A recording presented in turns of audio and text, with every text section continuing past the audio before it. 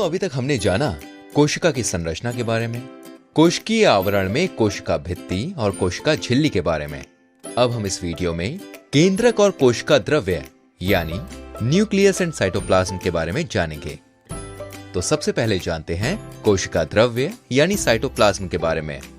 दोस्तों आपको क्या लगता है कि कोशिका द्रव्य कोशिका में कहां होगा? जी हां, हम लोग कोशिका संरचना में भी जान चुके हैं कि कोशिका में केंद्रक और प्लाज्मा झिल्ली के बीच में जो भाग है उसे ही कोशिका द्रव्य कहते हैं। ये एक जेली की तरह तरल पदार्थ होता है। अब सोचिए दोस्तों कि इसके जेली की तरह तरल होने की क्या वजह हो सकती है?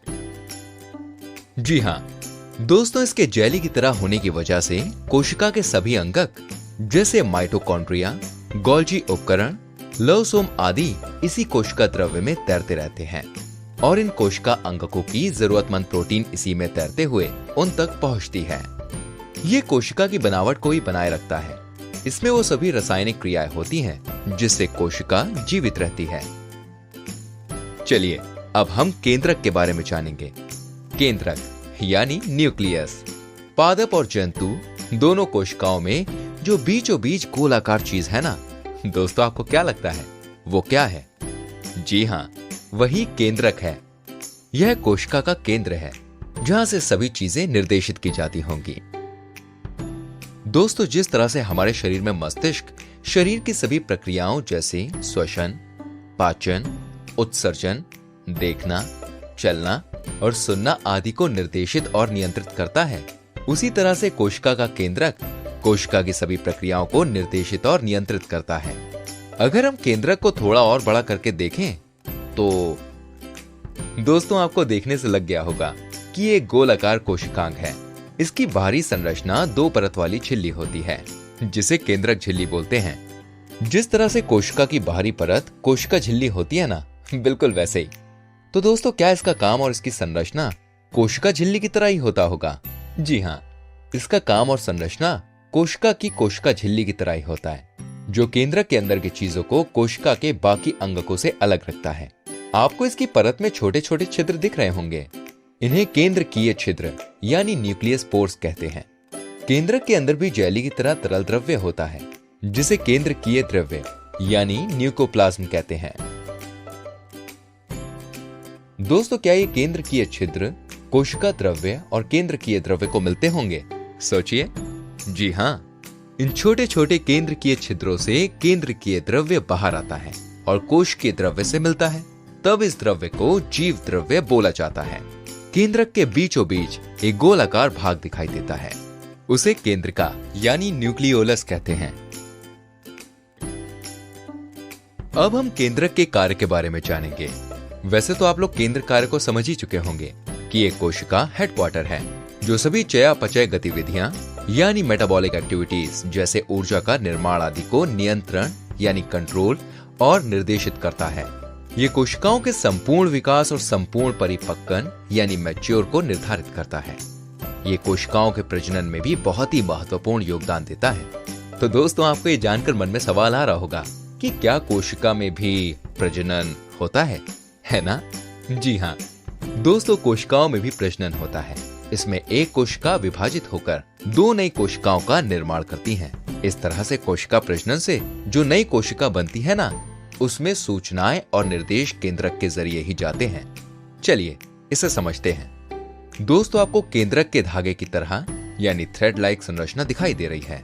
इन्हें क्रोमैटिन कहते हैं। दोस्तों क्या आप क्रोमैटिन के बारे में जानते हैं? नहीं? कोई बात नहीं, चलिए इसके बारे में जानते हैं। ठीक है, अब हम इस धागे की तरह संरचना को गौर से देखते हैं। यहाँ कॉइल क्रोमैटिन की संरचना को बताया गया है। दोस्तों आपको बीच में जो डॉट्स दिख रहे हैं ना, ये एक प्रोटीन है जिसे हिस्टोन प्रोटीन बोलते हैं और इस धागे की संरचना को डीएनए बोलते हैं। डीएनए का फुल फॉर्म होता है डीऑक्सीराइबो न्यूक्लिक एसिड। तो क्रोमैटिन की संरचना के लिए बोल सकते हैं क्रोमैटिन डीएनए यानी डीऑक्सीराइबो न्यूक्लिक एसिड और प्रोटीन से मिलकर बना होता है। लेकिन दोस्तों ये डीएनए क्या होता है? क्या आपने कभी सुना है ये नाम? आप लोगों ने फिल्मों या सीरियल्स में सुना ही होगा डीएनए टेस्ट के बारे में। जब भी फिल्मों या सीरियलों में बच्चों के माता पिता का पता करना होता है तब ये डीएनए टेस्ट करवाया जाता है चलिए इसी डीएनए के बारे में समझते हैं। सबसे पहले डीएनए की संरचना देखते हैं। तो दोस्तों ये है डीएनए की संरचना। ये जो चेन की तरह संरचना के बीच में आप जो कोडिंग देख रहे हैं ना, वो सूचनाएं यानी निर्देश हैं। सूचना जैसे कोशिका की संरचना कैसे होगी, उसमें क्या क्या काम होगा, और शरीर की भी संरचना कैसे होगी आदि। जिस तरह से एक बुक में सूचनाएं होती है ना, उसी तरह से डीएनए में कोशिका से संबंधित सूचनाएं या निर्देश होते हैं। तो हम लोग कह सकते हैं कि डीएनए अणु में कोशिका की संरचना, निर्माण और संगठन की आवश्यक सूचना होती है। दोस्तों डीएनए में जो सूचना होती है इसी को जीन कहते हैं, यानी कि डीएनए के क्रियात्मक खंड को जीन बोला जाता है। अब आप सोच रहे होंगे ये जीन क्या करता होगा, सोचिए। चलिए दोस्तों हम आपको बताते हैं। देखिए जब भी कोई कोशिका का विभाजन होना होता है तब ये क्रोमैटिन संगठित होके इस तरह की संरचना बना लेते हैं। इसे क्रोमोसोम कहते हैं। अब आप कोशिका के केंद्रक में बहुत सारे क्रोमोसोम देख सकते हैं। इसका यही मतलब है कि कोशिका विभाजित होने वाली है। और जब कोशिका विभाजित होती है ना, तो क्रोमोसोम के कुछ भाग नई कोशिका में चले जाते हैं। तो देखा दोस्तों, आपने डीएनए के जीन के जरिए सूचनाएं और निर्देश नई कोशिका में चली जाती हैं। तो कह सकते हैं कि वंशानुक्रम में सूचना डीएनए के जीन के जरिए जाती है। इस तरह बच्चों में माता पिता से सूचनाएं या निर्देश डीएनए के जीन के जरिए आते हैं। अब दोस्तों आपको यह भी पता चल गया होगा कि फिल्मों या सीरियल्स में डीएनए टेस्ट करवाने से क्या होता है ना? यही केंद्रक और उसके कार्य हैं। अब दोस्तों ये समझेंगे केंद्र की एक क्षेत्र उपस्थिति के आधार पर कोशिका के प्रकार। लेकिन ये केंद्र की एक क्षेत्र क्या होता है, चलिए इसे भी समझते हैं। दोस्तों कुछ जीव जैसे कि बैक्टीरिया, इनमें केंद्र की एक क्षेत्र सही से नहीं होता है, यानी इनमें केंद्रिका झिल्ली नहीं होती है, सिर्फ क्रोमैटिन ही होता है जिसे केंद्रकाय कहते हैं। और ऐसे जीवों को प्रोकैरियोट कहते हैं। उन कोशिका को प्रोकैरियोटिक कोशिका यानी प्रोकैरियोटिक सेल कहते हैं। प्रोकैरियोट का मतलब है प्रो आदि या पूर्व, कैरियोट केंद्रक, और इन कोशिकाओं में ज्यादातर कोशिका अंगक नहीं होते हैं। और दोस्तों जिन कोशिका में केंद्रक झिल्ली पाई जाती है ना, उन्हें यूकैरियोटिक कोशिका यानी यूकैरियोटिक सेल कहते हैं। और इनमें सभी कोशिका अंगक होते हैं, जैसे पादप कोशिका और जंतु कोशिका। सारांश। तो दोस्तों हमने इस वीडियो में कोशिका द्रव्य और केंद्रक के बारे में जाना।